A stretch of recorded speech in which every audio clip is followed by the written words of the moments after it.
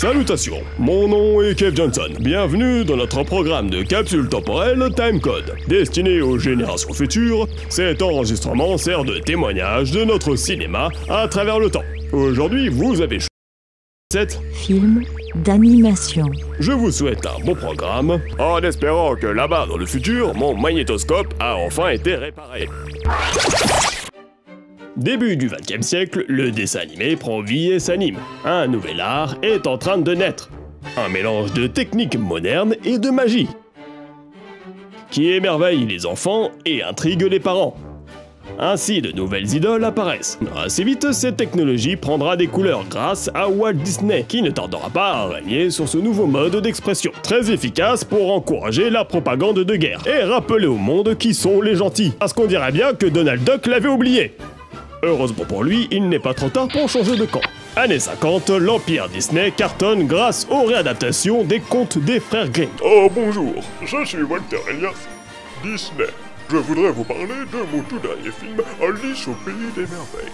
Car j'entends dire que certains parleraient de petites filles toxicomanes, chenilles fumeuses d'opium et hallucinations de chats délirants. J'ai envie de leur répondre qu'ils peuvent bien aller se faire ces petits enfants et que tous ces trophées qu'ils voient autour d'eux, c'est de l'or, du vrai, du pur, et qu'ils peuvent toujours se gratter pour en avoir un de ces jours.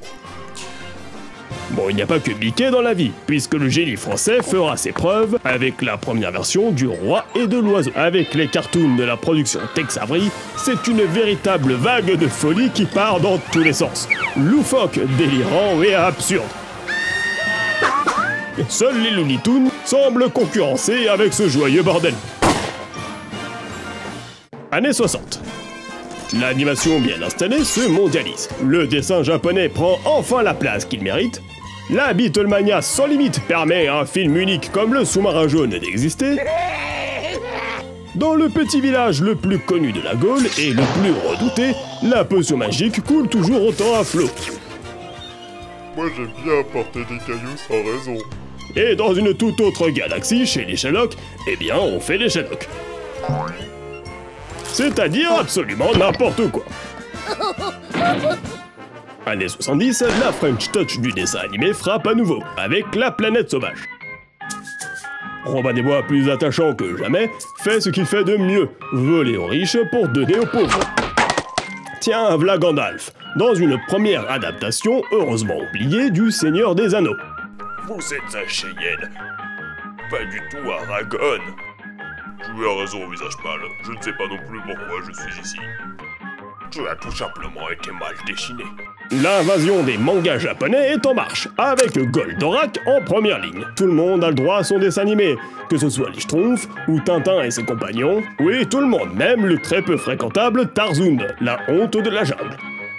Enfin, il reste toujours plus sympathique que Tintin. Années 80, les gentils, jolis et naïfs dessins animés uniquement pour les enfants, c'est fini. L'animation devenue un art mature cible à présent les adultes qui ont grandi avec.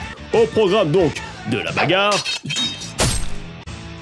du sang, des larmes, mais pas seulement heureusement. Cette nouvelle vague de films changera le genre à jamais. Rassurez-vous, il y a bien sûr toujours de la place pour les petits enfants. Et la magie est loin d'être éteinte, notamment avec le traditionnel Disney de Noël, qui continue de vendre du rêve au monde entier pour petits et grands. À tel point qu'à les 90, les studios Disney sont dans une forme inouïe, révélant au monde une suite d'œuvres considérées comme des classiques, et toujours autant appréciées du public d'aujourd'hui. Salut, donne-moi ta main. Voilà. Toujours plus ambitieux, les studios Disney vont même coproduire avec la jeune société Pixar les tout premiers films entièrement en images de synthèse. La révolution numérique est en marche.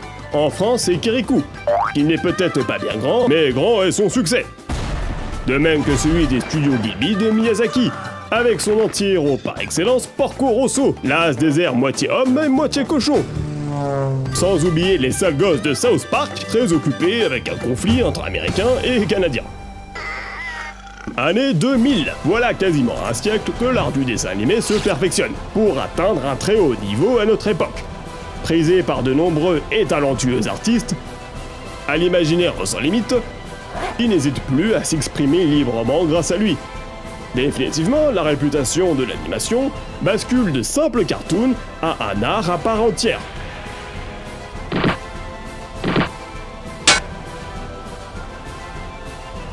Ce qui n'empêche pas aux grosses productions de continuer à nous divertir avec émotion. Des univers riches de Miyazaki aux classiques de Disney, il y a de la place pour tout le monde, et cela pour le plus grand plaisir du public. Ainsi s'achève notre odyssée dans le temps, mais pas la puissance émotionnelle que peut nous provoquer de simples dessins couchés sur papier. Rapidement, ce jeune art aura réussi à évoluer avec son temps, tout en préservant sa sensibilité d'origine, et en s'influençant par de nombreux arts, comme la peinture, le cinéma ou encore les jeux vidéo. Les possibilités semblent sans limite, et croyez-moi, l'animation est loin d'avoir tout dit.